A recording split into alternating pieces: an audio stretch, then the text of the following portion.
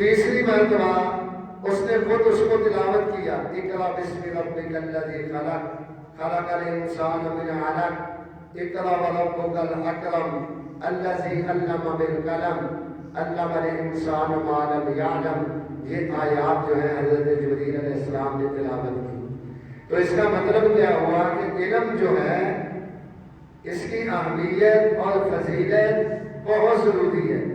اللہ تبارک و تعالیٰ نے اپنے پیغمبروں کو علم عطا فرمایا، علم کی وجہ سے انسان کو فضیلت بخشی، علم کی وجہ سے انسان نے اللہ کو پہچانا، علم کی وجہ سے انسان نے دنیا میں ترقی کی، دنیاوی معاملات میں بھی انسان علم کی وجہ سے ترقی کر رہا ہے۔ اور جو بعد والی زندگی ہے جس کو ہم قیامت کے بعد کی زندگی کہتے ہیں، فوت ہونے کے بعد کی زندگی ہے، اس کو بھی اگر ہم نے جانا ہے، ہم نے سمجھا ہے تو وہ علم کے ذریعے ہی سمجھا ہے۔ اور یہ وہ علم ہے جو اللہ کے انبیاء اور رسول لے کے آئے، اور آخری نبی پھر جناب محمد رسول اللہ صلی اللہ علیہ وسلم کو قرآن اور سنت کی شکل میں دیا گیا۔ 1924 کے اندر عیسائی مبلغین جو ہیں ان کی ایک کانفرنس ہوئی، اس کے اندر انہوں نے مشترکہ طور پہ جس بات میں اتفاق کیا وہ بات یہ تھی کہ جب تک مسلمان اسلام اور قرآن سے جڑے ہوئے ہیں اس وقت تک جو ہے مسلمانوں کو ختم نہیں کیا جا سکتا، بلکہ پارلیمنٹ برطانیہ کے اندر ایک یہودی مبلغ جو ہے اس نے گلاد سرور اس کا نام تھا، اس نے قرآن مجید کو اسمبلی کے اندر وہ لے کے گیا، اس نے اس طرح اس کو لہرایا، اس نے کہا جب تک یہ کتاب موجود ہے ہم مسلمانوں کو سرنگو نہیں کر سکتے، مسلمان جو ہے وہ ہمارے غلام نہیں بن سکتے، جب تک یہ قرآن موجود ہے اس وقت تک ہماری حکومت مسلمانوں میں قائم نہیں رہ سکتی۔ تو یہ قرآن سب سے بڑا علم ہے، علم کا یہ سمندر ہے جو اللہ نے آسمان سے نازل کیا، اور یہ واحد کلام ہے جو اللہ تبارک و تعالیٰ نے فرمائی اور کتابی شکل میں ہمارے پاس جو ہے وہ موجود ہے۔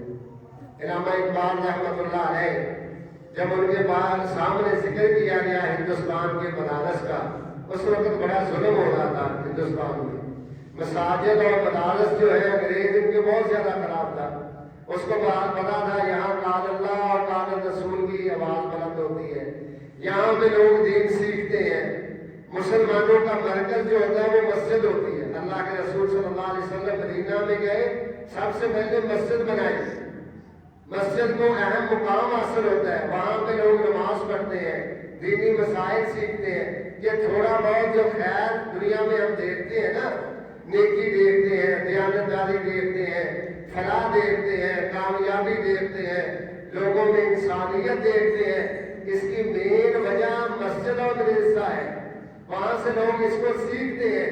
ورنہ دنیا میں تو صرف یہی سکھلایا جاتا ہے پیسے کیسے کمانے ہیں، روپے کیسے کمانا ہے، تجارت میں آگے کیسے بڑھنا ہے، دوسروں کا مال کیسے چھیننا ہے، کیسے اپنے آپ کو زندگی میں آرائش والی زندگی دینی ہے۔ باقی علم سارے انسان کو یہ چیز سکھاتے ہیں، لیکن مسجد اور مدرسہ ہمیں یہ سکھاتا ہے امانت داری کیا ہے، دیانت داری کیا ہے، زندگی میں امانت داری اس کا مقام کیا ہے، مرنے کے بعد اللہ کے سامنے پیش ہونا ہے، اللہ کو کیا جواب دینا ہے، یہ مسجد سے سیکھا جائے گا، مدرسے سے سیکھا جائے گا، اسلامی مراکز سے سیکھا جائے گا۔ تو انگریز اس لیے ان میں بہت ظلم کرتا، مساجد میں پابندی، مدارس میں پابندی، علماء پہ سختیاں، جب اس نے یہاں پہ قبضہ کیا علماء کو کالا پانی میں بھیجا، پھانسیاں دی گئی، بہت سی سزائیں ان کو دی گئی، صرف اس وجہ سے۔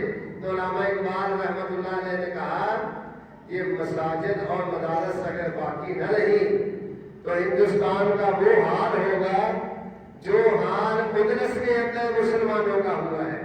اندلس سپین جو ہے نا، اس میں 800 سال تک مسلمانوں نے حکومت کی، طارق بن زیاد نے اس کو فتح کیا تھا، وہاں مسلمانوں کی حکومت قائم کی تھی۔ 800 سال کے بعد وہاں مسلمانوں کی حکومت ختم ہو گئی، مسلمان بھی ختم ہو گئے۔ اس کی وجہ کیا تھی؟ لوگوں کے اندر مساجد اور مدارس کے ساتھ تعلق نہیں تھا، لوگوں کے پاس دین کا علم نہیں تھا۔ اب وہاں پہ اگر کوئی جائے نا، جہاں ہندوستان میں بھی اب مسلمانوں کی حکومت نہیں ہے، لیکن آپ جائیں مساجد ملے گی، مدارس ملے گی، مسلمانوں کی کثیر تعداد ملے گی۔ حالانکہ یہاں کے لوگ بھی پہلے کوئی مسلمان نہیں تھے، بعد میں مسلمان ہوئے، اور ہندوستان کے اندر اب پاکستان سے زیادہ لوگ مسلمان آباد ہیں۔ ہماری تعداد اگر 22 کروڑ ہے تو ان کی تعداد ہم سے بھی زیادہ ہے، باوجود اس کے وہاں ہندوؤں کی حکومت ہے۔ لیکن وہاں اسپین کے اندر مسلمانوں کا کوئی نام و نشان باقی نہیں بچا، ہر چیز کو انہوں نے ختم کر دیا، تہذیب و تمدن کو ختم کر دیا۔ تو علامہ اقبال رحمۃ اللہ علیہ نے فرمایا تھا، اگر دینی مدارس اور مساجد کو ختم کر دیا گیا، تم نے ان کا ساتھ نہ دیا، تو فرمایا پھر یہ علاقہ جو ہے اس کی حالت جو ہے وہ بھی وہی ہو جائے گی جو اسپین کے اندر مسلمانوں کی ہوئی ہے۔ اللہ تبارک و تعالیٰ نے اسی لیے اس کی اہمیت کو واضح کیا، اور پیارے پیغمبر جناب محمد رسول اللہ صلی اللہ علیہ وسلم نے اس کی اہمیت کو واضح کیا۔ اللہ کا قرآن کہتا ہے، آمنوا باللہ ورسولہ وانفقوا مما جعلکم مستخلفین فیہ والذین آمنوا منکم وانفقوا لهم اجر کبیر۔ جو لوگ ایمان لائے، کیونکہ یہ مسجد اور مدارس جو تھے نا پہلے گورنمنٹ کی ذمہ داری تھی، خلفاء نے مساجد بنائی، مدارس بنائے، جیسے دنیا میں باقی کام وہ چلا رہے تھے ویسے یہ چل رہا تھا۔ بعد میں جب وہ حکمران آ گئے نا جو اسلام دشمن تھے، جن کو اسلام کے ساتھ محبت نہیں تھی، وہ مسجد میں آتے تو علماء جو تھے وہ امانت کا درس دیتے، علماء ظلم سے روکنے کا جو ہے وہ درس دیتے، رحم دلی کا ان کو کہتے کہ رحم دلی اختیار کرو، کسی پہ ظلم نہ کرو، لوگوں کا مال غصب نہ کرو۔ جب وہ اس طرح کی باتیں کرتے تو وہ حکمران شرمندہ ہوتے۔ وہ حکمران جو تھے نا وہ یہ سمجھتے کہ ہم نے تو یہ سب کچھ کرنا ہے، تو اس لیے انہوں نے مساجد کا انتظام چھوڑ دیا، مساجد میں آنا چھوڑ دیا، نماز پڑھنا چھوڑ دی۔ اگر کوئی پڑھتا بھی تھا تو گھر میں چوری چھپے نماز ادا کرتا، جیسے ہمارے حکمران ہیں۔ آپ نے دیکھا کبھی مسجد میں وہ آئے ہو، کبھی انہوں نے نماز پڑھی ہو، کبھی وہ آگے خطبہ جمعہ میں قائم میں بیٹھے ہو، اپنے ہی محلات کے اندر چھوٹی چھوٹی مسجدیں بنا کے 2-4 افراد وہیں پہ وہ چوری چھپے نمازیں پڑھتے ہیں۔ پہلے حکمران ایسے نہیں تھے، وہ تو خود جماعت کرواتے، خود خطبہ دیتے، خود لوگوں کو واضح و نصیحت کرتے۔ تو جب یہ لوگ جو حکمران جو ہے نا اس سے انہوں نے منہ موڑا، اللہ نے یہ کام اپنی امت پیارے پیغمبر جناب محمد رسول اللہ کی امت کے نیک افراد کو سونپ دیا۔ انہوں نے اس وقت سے اس کام پہ پہرا دیا، مسجدیں بنائی، انہوں نے اسلامی مراکز بنائے، انہوں نے مدارس بنائے، اور اللہ کے فضل و کرم سے وہ کام چلا۔ اللہ تبارک و تعالیٰ کیا فرماتے ہیں، انما یعمر مساجد اللہ، مسجد کون بناتا ہے؟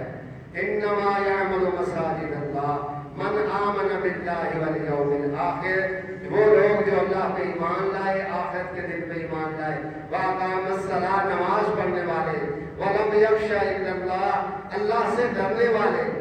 فرمایا جن میں یہ صفت ہو، اللہ پہ ایمان لانے والے ہوں، نماز پڑھنے والے ہوں، اللہ کے ساتھ ڈرنے والے ہوں، فرمایا وہ لوگ مساجد بنانے والے ہوں گے، وہ لوگ مدارس بنانے والے ہوں گے، وہ لوگ جو ہیں اللہ تبارک و تعالیٰ کے دین کی عمارت کو قائم رکھنے والے ہوں گے۔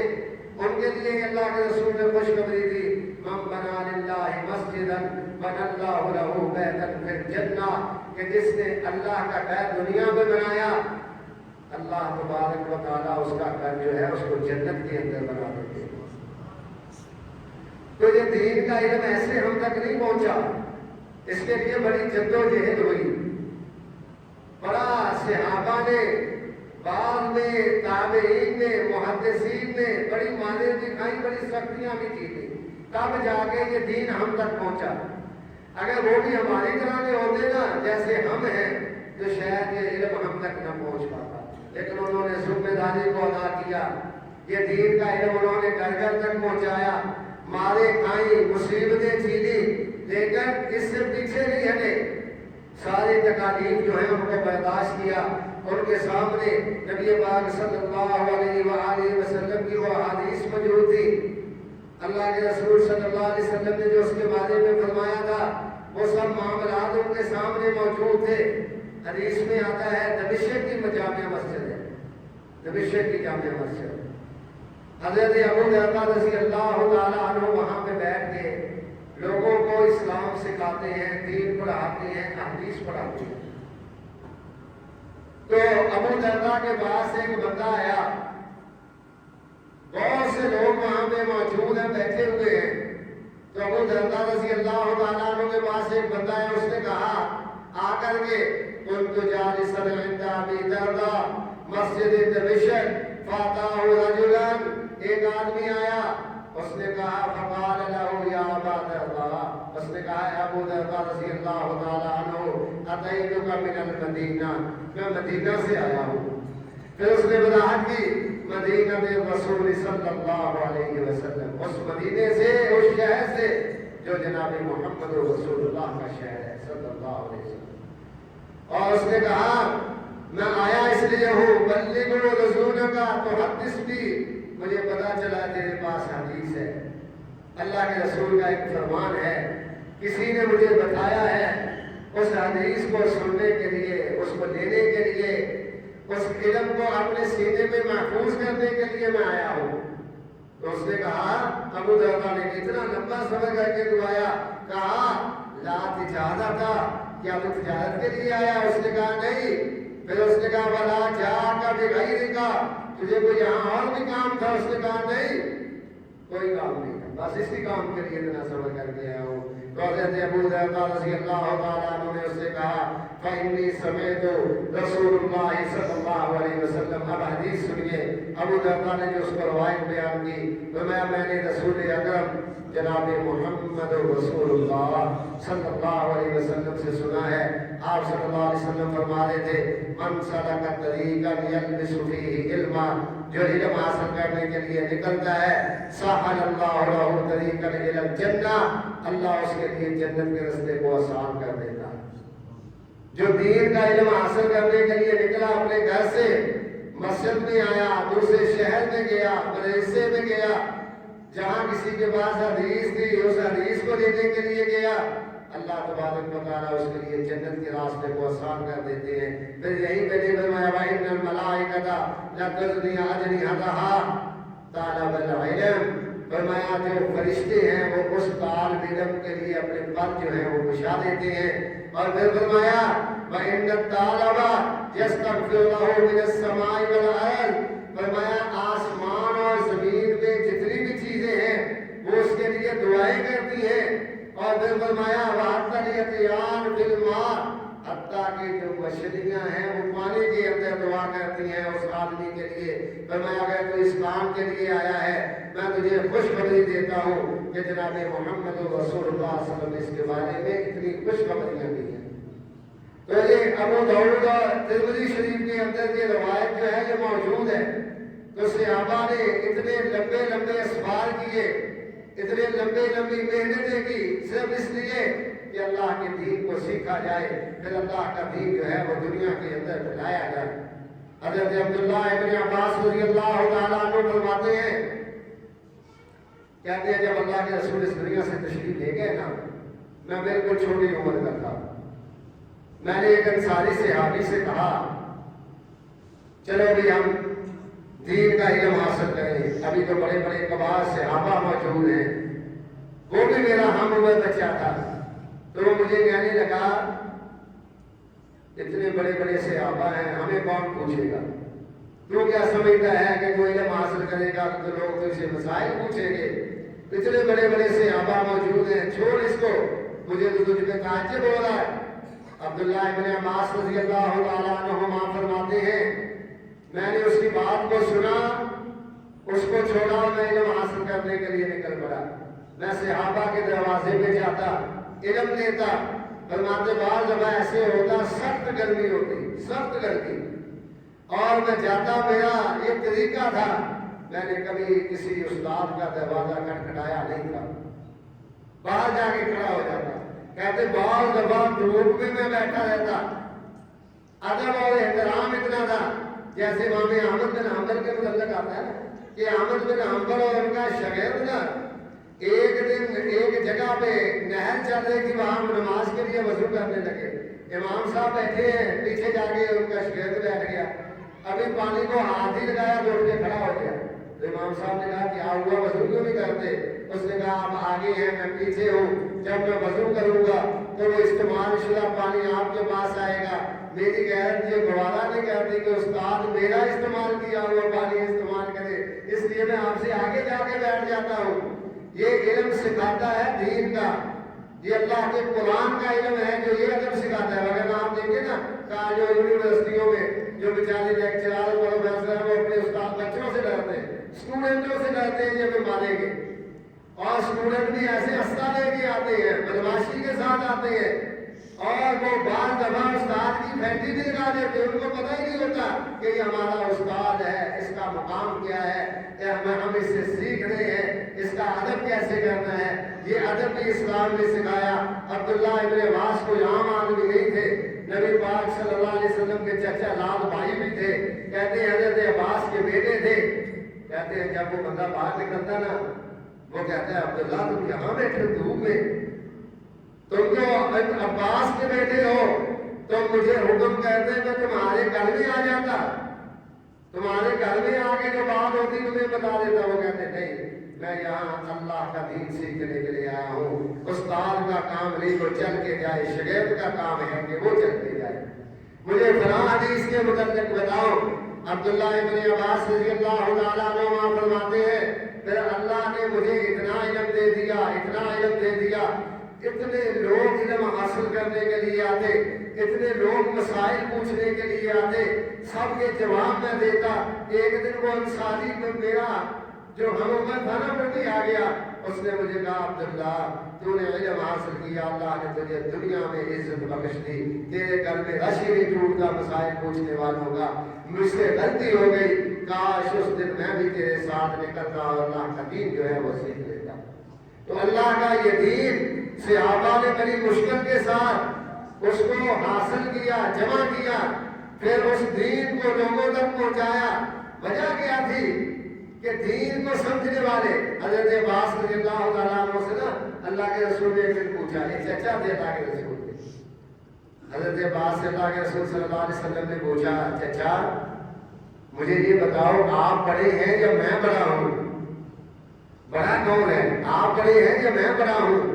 تو حضرت عباس نے بڑی پیاری بات کہی، کہا بیٹا عمر میں میں بڑا ہوں لیکن مقام میں تو بڑا ہے، عمر میں میں بڑا ہوں لیکن عزت اور مقام میں تو بڑا ہے، کیونکہ تو ہمارا استاد ہے۔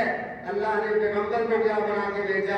اللہ تبارک و تعالیٰ قرآن مجید میں بھی فرماتے ہیں هو الذی بعث فی الأميین رسولا منهم یتلو علیہم آیاتہ ویزکیہم ویعلمہم الکتاب والحکمہ۔ پیغمبر کو ہم نے استاد بنا کے بھیجا جو تمہیں کتاب و حکمت کی تعلیم دیتا ہے۔ اللہ کے رسول نے بڑا واضح کہا انما بعثت معلما، اللہ نے مجھے استاد بنا کے بھیجا ہے۔ تو صحابہ نے اس علم کو بڑی تنگی کے ساتھ حاصل کیا۔ آج کل تو بڑی آسانی ہے نا، بڑی آسانی، بڑی تنگی میں پھر اپنے کردار کو بھی بچایا، اپنا کردار جو تھا نا اس کو بھی صاف رکھا۔ اگر کسی کا کردار گندلا ہو جائے گا اس سے صحابہ حدیث نہیں دیتے تھے، اس سے کوئی محدث حدیث نہیں دیتا تھا کہ اس کا کردار ہی ٹھیک نہیں ہے، جس کا کردار ٹھیک ہوتا تھا اس سے حدیث لیتے تھے۔ ایک محدث کے بارے میں آتا ہے کہ وہ محدث کسی سے حدیث لینے کے لیے گئے، علاقہ بڑی برف باری ہو رہی جدھر ہو گئے ہیں، ٹھنڈ بہت ہے، پہاڑی علاقہ ہے، اور فرمایا ان کا پاؤں جو ہے نا وہ سوج گئے، ایک پاؤں اتنا خراب ہو گیا، وہاں کے ڈاکٹروں نے کہا اس کو کاٹنا پڑے گا، کاٹ دیا گیا۔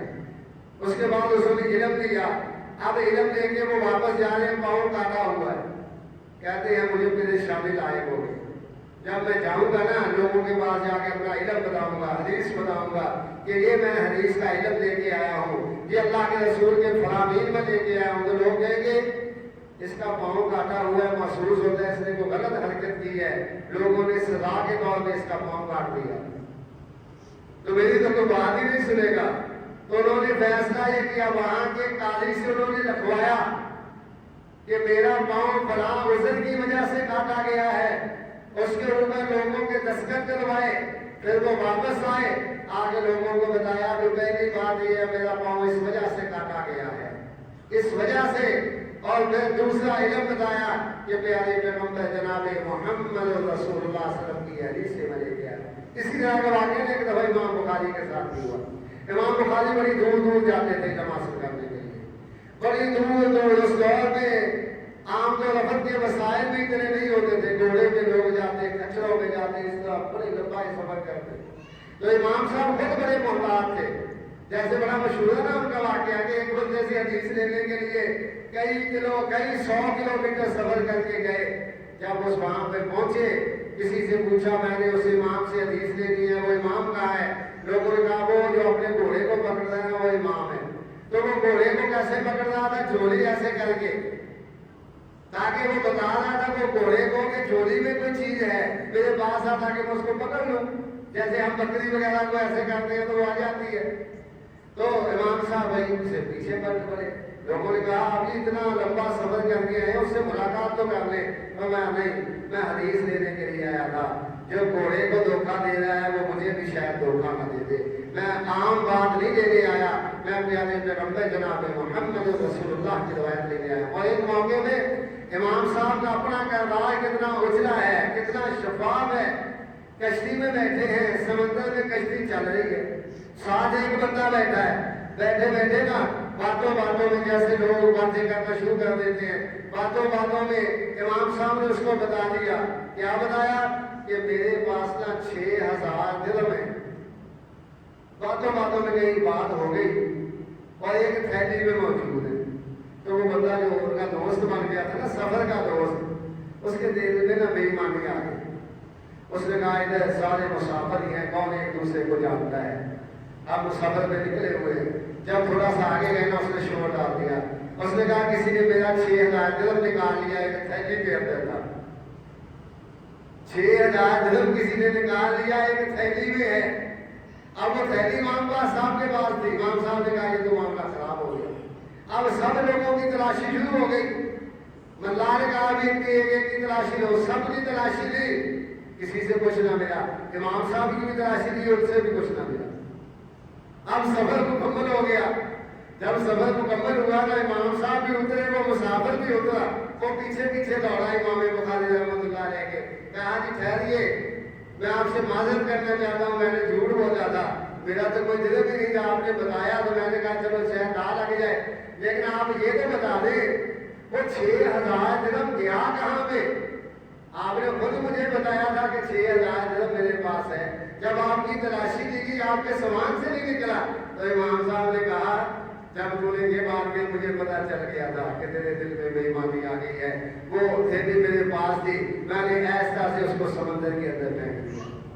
اس نے کہا یہ آپ نے کیوں کیا؟ کہا اس لیے کیا اگر مجھ سے وہ تھیلی برآمد ہو جاتی، کل کو کوئی بیان کرنے والا یہ بیان کرتا کہ امام بخاری سے 6000 درہم کی تھیلی برآمد ہوئی تھی، اس نے جاننا تھا کہ سچ کیا ہے جھوٹ کیا ہے، میری سیرت میں دبا لگ جانا تھا، کسی نے میری حدیث کو قبول نہیں کرنا تھا، اس لیے میں نے 6000 درہم کی قربانی دے دی کہ کل کو جناب محمد رسول اللہ صلی اللہ علیہ وسلم کا فرمان لیتے ہوئے کسی بندے کو مجھ پہ شک اور شبہ نہ ہو۔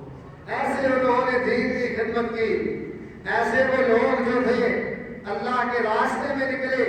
امام مالک رحمۃ اللہ علیہ درس حدیث دیا کرتے، ایسے نہیں علم آ گیا، بادشاہ آیا، کہا میرے بیٹوں کو پڑھانا ہے، امین اور مامون کو، ہارون الرشید تھا بادشاہ، کہا محل میں آئے، سواری لے کے جائے گی، سواری چھوڑ کے جائے گی، پیسے تحفے تحائف جو کہیں گے ملے گا، میرے 2 بیٹوں کو تعلیم دینی ہے۔ تو امام صاحب نے کہا یہ تو ممکن نہیں، اگر انہوں نے علم حاصل کرنا ہے تو وہ یہاں پہ آئے۔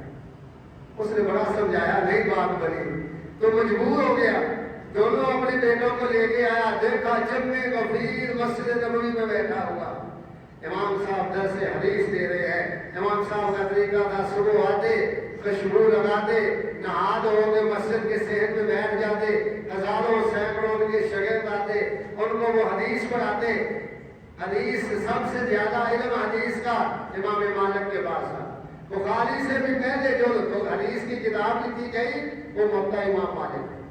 موطا امام مالک، امام مالک نے حدیث کی وہ کتاب لکھی اور ان کا طریقہ یہ تھا، لوگ آ کے بیٹھتے اور درس حدیث وہ شروع کر دیتے، شام تک یہ سلسلہ چلتا رہتا.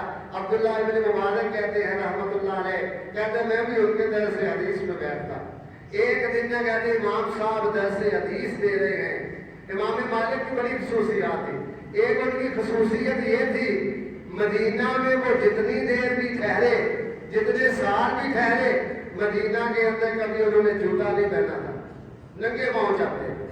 جب وہ ان کو کہتا نا آپ ننگے پاؤں کیوں چلتے ہیں، وہ کہتے ہیں مجھے ڈر لگتا ہے کہیں میرا جوتا وہاں پہ نہ آ جائے جہاں محمد رسول اللہ کے پاؤں لگے ہوں، اس لیے مدینے میں میں ننگے پاؤں چلتا ہوں. کہتے ہیں امام صاحب نہا ہو کے آئے، خوشبو لگا کے آئے، درس حدیث دینا شروع کیا، بیٹھ گئے، شاگرد سامنے بیٹھے ہیں. امام صاحب کی طبیعت متغیر ہو رہی ہے، چہرے پہ پریشانی کے اثرات ہیں، محسوس ہو رہے ہیں، ان کو کوئی تکلیف ہے، لیکن اپنا حدیث کا درس دیتے چلے جا رہے. سبق مکمل ہو گیا. جب مکمل سبق ہوا نا مجھے بلایا، عبداللہ ادھر آؤ. عبداللہ ابن مبارک یہ بھی بہت بڑے مفسر قرآن ہیں. کہتے ہیں مجھے بلایا، کہا پیچھے دیکھو کوئی چیز ہے. کہتے میں نے قمیض اٹھا کے دیکھی کہ بچھو تھا، اور جب میں نے دیکھا بچھو مجھے سمجھ آ گئی کہ آپ کو تکلیف کیا تھی. میں نے شمار کیا کہ اس نے کہاں کہاں سے ڈسا ہے. 17 جگہ ایسی تھی جہاں پہ ان کو ڈسا گیا تھا. ہم نے کہا امام صاحب آپ نے جب پہلی دفعہ ڈسا گیا تھا اس وقت کیوں نہیں بتایا؟ کہا اس وقت میں پیارے پیغمبر جناب محمد رسول اللہ کی فرمان تمہیں بتا رہا تھا.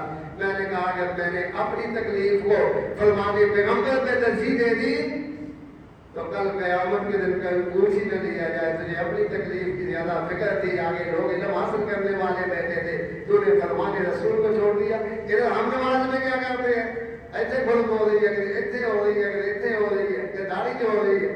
ساری حالت یہ ہے. اور ادھر ان کی دیکھے کہ امام مالک رحمت اللہ علیہ یہ حالات ہیں ان کے، تو ان کا نا وہ آگے ہارون رشید اپنے دونوں بیٹوں کے لے کے اس نے دیکھا رش لگا ہوا. اب خلیفے جو ہوتے ہیں نا ان کے ذہن میں تھوڑا سا خرابی تو ہوتی ہے نا کہ ہم بادشاہ ہیں. اس نے امام صاحب سے کہا چلو ٹھیک ہے آپ نہیں آئے ہمارے محل میں، میرے بچے ادھر آیا کریں گے، لیکن آپ ان کو علیحدہ ٹائم دیں، ان کو علیحدہ ان کا پیریڈ ہو، ان کو علیحدہ تعلیم دی جائے، باقی لوگوں کو علیحدہ تعلیم دی جائے. تو امام صاحب نے کہا اگر تعلیم حاصل کرنی ہے یہاں پہ بیٹھ جائیں، اگر نہیں کرنی تو ان کو لے کے چلے جاؤ. میں نے جو پیارے پیغمبر جناب محمد رسول اللہ کا فرمان سنانا ہے یہ بھی سن لیں، یہ بھی نوٹ کر لیں. نہیں نوٹ کرنا علیحدہ کے لیے ٹائم نہیں ہے. اور وہ امام صاحب یہ حق اور سچ اسی لیے کھڑا رہا نا کہ حق کے لوگ بھی رہے، حق کے ساتھی بھی رہے، حق کے ساتھ اس علم والے جڑے رہے. انہوں نے حکمرانوں کے سامنے بھی حق کلمہ کہا. کبھی انہوں نے یہ نہیں ہونے دیا کہ اپنی مرضی سے جیسا وہ فتویٰ چاہے ویسے فتویٰ دے دیا. آج دیکھ لیں کئی مولوی آپ کو ایسے ملیں گے جب عمران خان کی حکومت تھی وہ اس کے ساتھ تھے، جیسے ہی راتوں رات حکومت بدلی وہ شہباز شریف کے ساتھ ہو گئی. 1 منٹ بھی نہیں لگایا انہوں نے بدلنے میں. جیسے جیسے حکومت بدلتی جاتی ہے ویسے ویسے وہ ان کے ساتھ بدلتے جاتے ہیں. یہ ہر دور میں ہوتا ہے. لیکن جو حق کے علماء، سچ کے علماء، تعلیم کے علماء، اللہ اس کے رسول سے محبت کرنے والے علماء وہ حق کے ساتھ کھڑے ہوتے ہیں، وہ باطل کے ساتھ کھڑے نہیں ہوتے، وہ سچوں کے ساتھ ہوتے ہیں، جھوٹوں کے ساتھ نہیں ہوتے. تو بعد میں نا خلیفہ آ گیا ایک ابو جعفر منصور اس کا نام تھا. اس نے 2 رہتے ہیں. اس نے پتا کیا کیا؟ اس نے کہا دیکھا نا اس نے بھی لوگ میرے خلاف کہیں اٹھ کھڑے نہ ہو، کیونکہ ہوتا ہے نا حکمرانوں کو ڈر کہ اب مہنگائی ہو گئی یا فلاں ہو گیا یا یہ ہو گیا کہیں لوگ میرے خلاف کھڑے نہ ہو جائیں. اس نے کچھ مولوی بلائے. اس نے کہا مجھے کوئی اس کا حل بتاؤ. تو مولویوں نے کہا جی حل ہے. کہا کیا؟ کہا آپ یہ اعلان کروا دے جو بندہ میری حکومت کے خلاف اٹھے گا نا اس کی بیوی کو طلاق ہو جائے گی. جو بندہ میرے خلاف اٹھے گا اس کی بیوی کو طلاق ہو جائے گی. جو جلوس میں جائے گا نا، جو جلوس میں جائے گا کسی جلسے میں میرے خلاف جائے گا اس کی بیوی کو طلاق ہو جائے گی. تو ہم سین کر دیتے ہیں کہ جی طلاق ہو جائے گی. اب کون اپنی بیوی کو چھوڑے گا؟ کتنے کے لوگ آپ کے خلاف کھڑے ہو جائیں گے. تو یہی مسئلہ امام مالک مسجد نبوی میں ان کے سامنے آیا. انہوں نے کہا نہیں، یہ تو بکواس ہے، ایسے طلاق نہیں ہو سکتی. انہوں نے کہا جی فلاں مولوی نے سین کیے، فلاں انہوں نے کیے ہوں گے، لیکن نہیں ہو سکتی. پھر ایک اور بات، ایک اور مسئلہ، بادشاہ ایک عورت سے شادی کرنا چاہتا ہے، ابو جعفر منصور، وہ عورت پہلے سے شادی شدہ ہے. اب شادی شدہ عورت سے تو شادی نہیں ہو سکتی، اس کے لیے ضروری ہے اس کا خاوند طلاق دے، پھر ہی شادی ہو سکتی ہے نا، بے عدت گزارے. اب اس نے اس بندے کو لایا، زبردستی ڈرایا کہ طلاق دو. اب وہ ڈرتا ہے کہ بادشاہ کہہ رہا ہے اگر طلاق نہ دوں گا تو پتہ نہیں میرے ساتھ کیا ہوگا. اس بیچارے نے ڈرتے ہوئے طلاق دے دی. اس نے شادی کرنے کا ارادہ کر لیا، مولویوں سے فتوا لے لیا. انہوں نے کہا جی ہے. امام مالک کے پاس بات پہنچی تو انہوں نے کہا یہ بھی نجائز، زبردستی کی طلاق نہیں ہوتی. پھر انہوں نے اس پہ روایت بیان کی. انہوں نے کہا عمر کا دور تھا، ایک بندہ نا شہد اتارنے کے لیے اس نے اپنے آپ کو رسی سے باندھا، ایک درخت کے اوپر چڑھ گیا. اب وہ رسی کے سہارے جو ہے نا شہد اتار رہا ہے، اس کی بیوی آ گئی، وہ اس سے تنگ تھی. اس نے کہا یا تو مجھے طلاق دو نہیں تو میں رسی کاٹنے لگی ہوں، یا تو مجھے طلاق دو نہیں تو میں رسی کاٹنے لگی ہوں. تو نیچے گرے گا مر جائے گا. کتنا بلندی پہ تو چڑھا ہوا ہے. وہ بندہ بڑا پریشان ہوا کہ اب اگر طلاق دوں تو بیوی سے ہاتھوں بیٹھوں گا، نہیں دیتا تو جان سے جاؤں گا. اس نے کہا ٹھیک ہے میں نے تجھے طلاق دے دی. یہ امام مالک بیان کر رہے ہیں کہ حضرت عمر رضی اللہ تعالیٰ عنہ کے دور میں اس بندے کو اس کو طلاق دے دی، مجبور ہو گئے. اب وہ نیچے اتر آیا، اترتے وہ حضرت عمر کے پاس گیا. اس نے کہا کہ ایسے ہوا معاملہ، کیا میری بیوی کو طلاق ہو گئی؟ حضرت عمر نے کہا نہیں ہوئی، تو نے اپنی جان بچانے کے لیے ڈرتے ہوئے طلاق دی تھی. تو امام مالک نے کہا یہ خلفائے راشد میں سے تھے حضرت عمر، ان کا یہ فتویٰ ہے زبردستی ڈرا دھمکا کے طلاق لی جائے طلاق نہیں ہوتی. تو خلیفہ کی دونوں باتیں غلط ہیں. نہ تو جو اس کی حکومت کے خلاف آواز بلند کرے گا، نہ اس کی بیوی کو طلاق ہوگی، نہ اس خامد نے جو ڈرتے ہوئے طلاق دیا نہ اس کو طلاق ہوگی. بادشاہ کا اچھا مالک کی یہ جرأت. کہا جی پھر تیاری کر لو، ہم کوڑے لگے گئے. کوڑے لگائے گئے امام مالک، کوڑے لگائے گئے. دین کا یہ علم ایسے نہیں پہنچا، وغیرہ کہ حکمرانوں سے ڈرتے ہوئے لوگ اسی طرح فتوے جاری کرتے رہتے نا. آج اصل دین دنیا میں دیکھنے کو بھی نہ ملتا. اگر یہ مساجد نہ ہوتی، یہ مدارس نہ ہوتے، اگر یہ لوگ دین کا علم پھیلانے والے نہ ہوتے، استقامت دکھانے والے لوگ نہ ہوتے تو کچھ بھی نہ ہوتا. آج ہم دین کو ڈھونڈتے، ہمیں دین نہ ملتا. تو امام مالک کو انہوں نے نا کہا نہیں مانتا، میں نہیں مانتا. کہا گدا لاؤ. گدا لایا گیا، ان کا منہ کالا کیا گیا، داڑھی کے اندر کالک بنی گئی، بازاروں کے اندر ان کو گھمایا گیا امام مالک رحمۃ اللہ علیہ کو. اور لوگ دیکھتے کہ کون ہے. امام صاحب جب کسی چوک میں پہنچتے نہ کہتے آج کو مجھ کو پہچانو، اور لوگوں مجھے پہچان کے نہیں مجھ کو پہچانو. انا مالک بن انس، میں مالک بن انس ہوں، میرا یہی فتویٰ ہے کہ زبردستی کی طلاق نہیں ہوتی.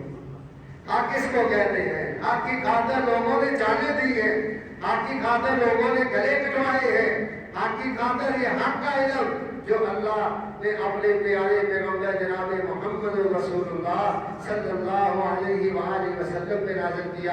یہ ملے گا کہاں سے؟ یہ مساجد سے ملے گا، یہ مسجدوں سے ملے گا، جس کے بارے میں اللہ کے رسول صلی اللہ علیہ وسلم کی کثرت کے ساتھ حدیث جو ہیں وہ موجود ہیں. انسان جو ہے نا کئی طریقوں سے کام کر سکتا ہے. کئی طریقے ہوتے ہیں نا نیکی میں شامل ہونے. ضروری تو نہیں اس نے تبلیغی کرنی ہے.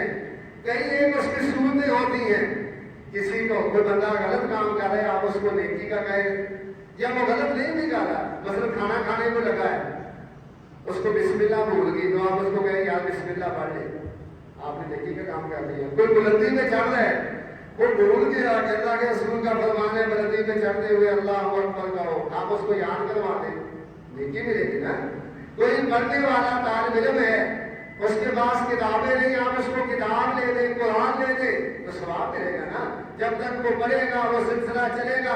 اس طرح بہت سی چیزیں کوئی بندہ غیبت کر رہے آپ اس کو روکے، یار غیبت کرنا منع ہے، نبی پاک صلی اللہ علیہ وسلم نے اس سے روکا ہے، اس سے انسان رک جائے، تو یہ بھی ایک علم کا، تبلیغ کا، ہمارے یہاں ثواب حاصل کرنے کا ایک آسان طریقہ ہے جو پیارے پیغمبر جناب محمد رسول اللہ صلی اللہ علیہ وسلم کی سنت سے ہمیں ملتا ہے۔ تو میرے بھائیوں، بات کا خلاصہ یہی ہے کہ اللہ کے یہ گھر ہمیں ان کو آباد کرنا چاہیے، ان کے ساتھ پورا مساجد میں آپ آئے، مساجد میں بیٹھے، اللہ کا ذکر کرے، قرآن کی تلاوت کرے، ان کے ساتھ محبت کرے۔ جب آپ ان کے ساتھ محبت کریں گے تو آپ اسلام کے ساتھ محبت کریں گے، اسلام کے ساتھ محبت کریں گے تو اللہ اس کے رسول کے ساتھ آپ کی محبت ہو جائے گی۔ تو اللہ تبارک و تعالیٰ ہمیں حق کہنے کی اور سچ کہنے کی توفیق عطا فرمائے۔ اللہ تبارک و تعالیٰ ہمیں اس پہ عمل کی بھی توفیق۔